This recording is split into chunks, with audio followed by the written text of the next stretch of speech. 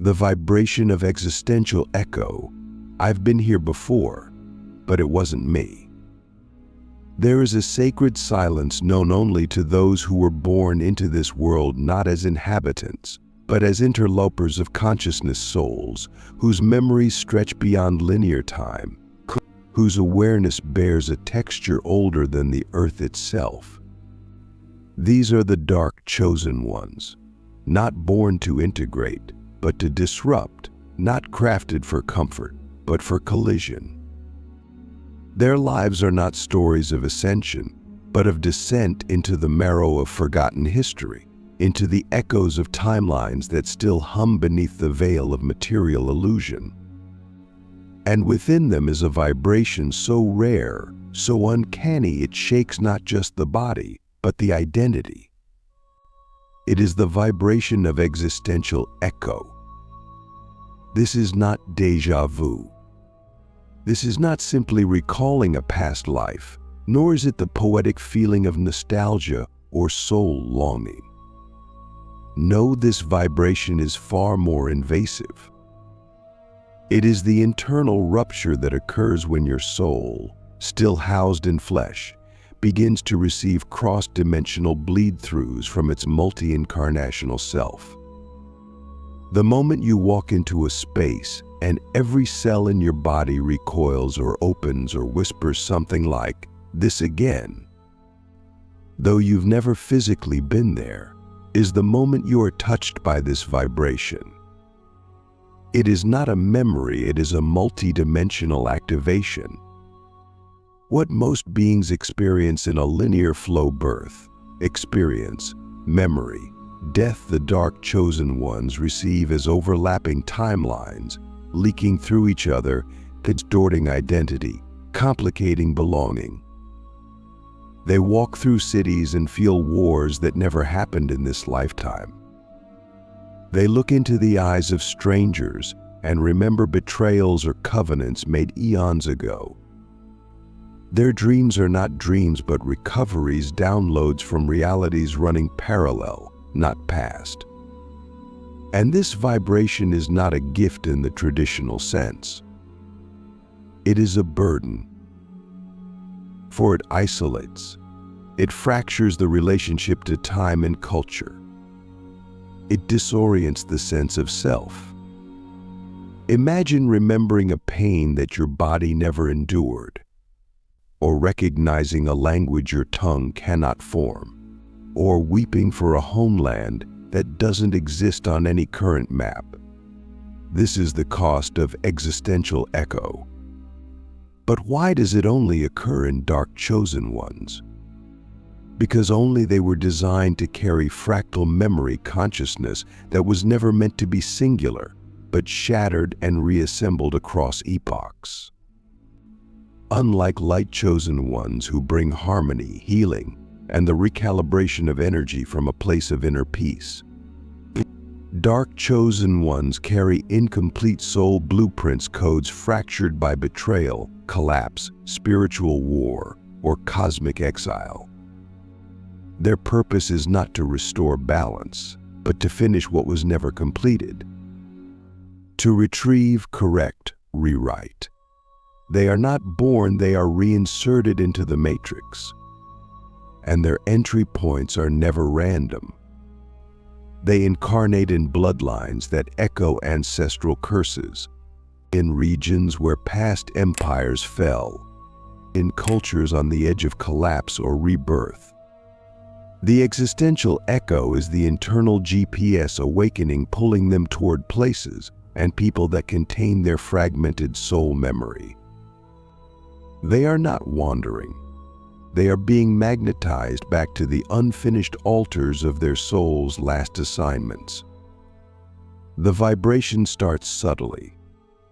A feeling of unease around certain objects, an irrational hatred for a building, a powerful, unexplained love for a culture or language they never studied. But soon it becomes disruptive. They start feeling emotionally responsible for events they never lived. They begin to carry guilt or grief, or reverence for lost civilizations and lineages. They begin to experience time as layered, not linear feelings stacked inside moments that collapse the present with the ancient. This is not psychosis. This is soul recall. And only those with energetic architecture strong enough to house such intensity can survive it. Most would break. But the dark chosen ones were broken long before this life. They were scattered into spiritual archetypes, torn apart by karmic contracts made in dimensions few remember exist. Their return here is an act of audacity.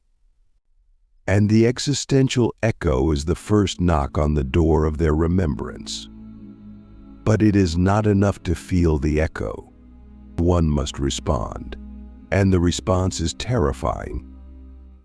It requires that they let go of human narratives of identity, that they embrace the possibility that they are not who they were told to be, not this name, this job, this nation, this religion, but something far more ancient, far more alien, something perhaps even dangerous if misunderstood. Because what do you do when your soul insists that your mission began 11,000 years ago in a forgotten temple, and that the trauma from that collapse still bleeds into your decisions today? How do you integrate the memory of a betrayal that occurred on another planet, in a different body, but that still shapes your current fear of intimacy? These are not metaphors. For the dark chosen ones, these are lived experiences, realer than the news, deeper than psychology. And society has no language for it, no container, which is why so many dark chosen ones go silent. They retreat. They go mad or mystic. They begin speaking in symbols. They feel called to ancient ruins, obscure texts, or esoteric practices, not out of spiritual trendiness, but because they are trying to remember how to read the soul maps they themselves etched long ago. And the echo guides them. It pushes them toward people they recognize but cannot explain. It repels them from environments that seem fine on the surface but make their bones ache. It calls them again and again into solitude, because only in silence can the ancient voice be heard clearly. This is not easy. It means losing the ability to fully participate in modern life. It means knowing things others don't and being unable to prove it. It means living with a constant sense of being haunted not by ghosts, but by former versions of self still demanding resolution. Yet in this vibration lies a power few will ever know. The ability to see through time, to feel the multi-layered nature of reality, and to act not as an individual, but as a reinstated node in a vast cosmic network of soul intelligence. These chosen ones do not live for themselves. They live as emissaries of forgotten futures. They bleed memory into a forgetful world. And while that may sound poetic, it is deeply raw. It means crying for no reason at 3 a.m. because your soul is remembering a war your ancestors died in and you were there, watching. It means feeling like you failed even when you've succeeded, because some part of you remembers a vow left unfulfilled 5 lifetimes ago. It means being unable to explain to your friends why you've suddenly started drawing symbols you've never seen, or why a specific tone in music makes you weep like a funeral. You are not crazy. You are vibrating in an echo that the world cannot hear yet, and the world needs it. Because as this age collapses, and it will, the only ones who can help reweave the soul architecture of civilization are those who remember how it was built the first time. The dark chosen ones. The ones who don't just feel vibrations, they carry the codes inside them. Not from this life, not from this world, but from the ones buried underneath the bones of time. If you feel this, you are not broken. You are being recalibrated. If you ache with memory that has no origin, you are not delusional. You are remembering forward. You are not here to blend in. You are here to echo, to awaken, to complete what was left undone. The vibration of sacred fury. I love humanity so much, it hurts. The second rare vibration that only dark chosen ones feel is not tender, nor peaceful, nor serene. It is not the soft resonance of compassion that comes from a place of spiritual elevation. It is the roar beneath silence, the heat beneath stillness, the grit beneath grace. This vibration is sacred fury and overwhelming, soul-deep anger that burns not from hatred, but from uncontainable love for a world that refuses to remember itself. It is not an emotion. It is a frequency, an activation that pulses through the nervous system of a soul who remembers what humanity was meant to be and is confronted daily by what it has become. To feel this vibration is to live in a state of sacred contradiction. You weep for the world, yet you rage against it. You long to heal, yet you want to scream. You love people deeply, yet you cannot forgive their blindness. Sacred fury is the vibration of a warrior mystic whose tears have turned to fire not because they've stopped caring, but because they care too much to tolerate the false, the shallow, the cruel.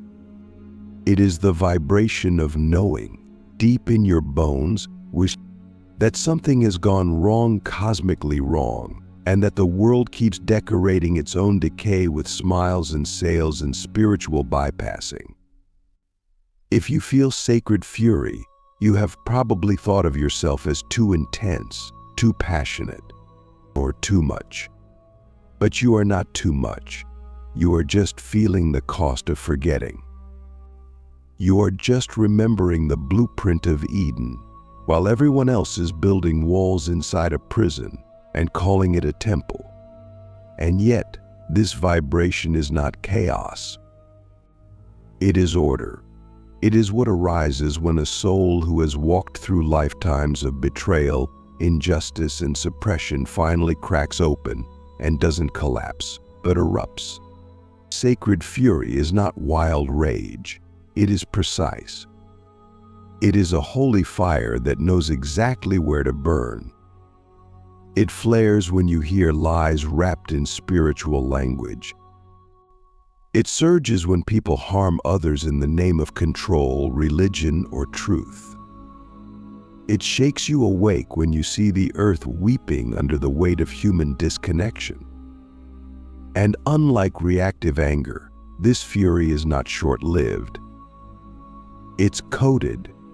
It's ancient. It has been carried across timelines by your soul, waiting for this lifetime to activate it again. You are not angry because you lack peace. You are angry because your soul has been too peaceful for too long in a world that thrives on ignorance. You are angry because you know love is more than kindness. It is disruption. It is boundaries. It is the refusal to let falsehood win. And the world has twisted love into softness, forgetting that love is also the sword that cuts through illusion. Sacred fury does not want to destroy the world. It wants to liberate it. But liberation always looks like rebellion to those still in chains. So if you feel this fury rising in you, do not silence it. But also do not let it consume you. It is not here to punish. It is here to purify. The danger, however, is that sacred fury, if unchanneled, turns toxic, If you do not express it through aligned action, creative fire, sacred confrontation, or the honest words that shake foundations, it will rot you from within. It will turn to cynicism, resentment, and self-sabotage. Many dark chosen ones fall at this stage.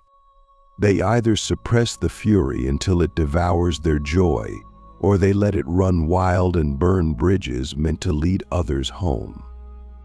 But you are meant to wield this fire, not be consumed by it. You are meant to learn how to burn in a way that lights the path for others, not blinds them. Sacred fury is the guardian of divine order. It is the fire that clears away spiritual stagnation. It is the divine protest that arises when you've seen too much pain, too much lying, too much pretending, and your soul can no longer be silent. To feel it is to carry a sword in your heart and to choose, every day, not to use it recklessly. If you feel this, you are not here to be agreeable. You are here to be real. You are not here to soothe people's comfort zones. You are here to break open their illusions. And yes, it will make you unpopular. It will make you seem unspiritual. But the truth is, sacred fury is more spiritual than most of what passes for light work. Because it doesn't come from ego. It comes from love so deep, so pure, so fed up with delay that it is willing to risk everything to wake the world up. And if you feel this vibration rising in you now, you're not falling apart. You're just finally telling the truth.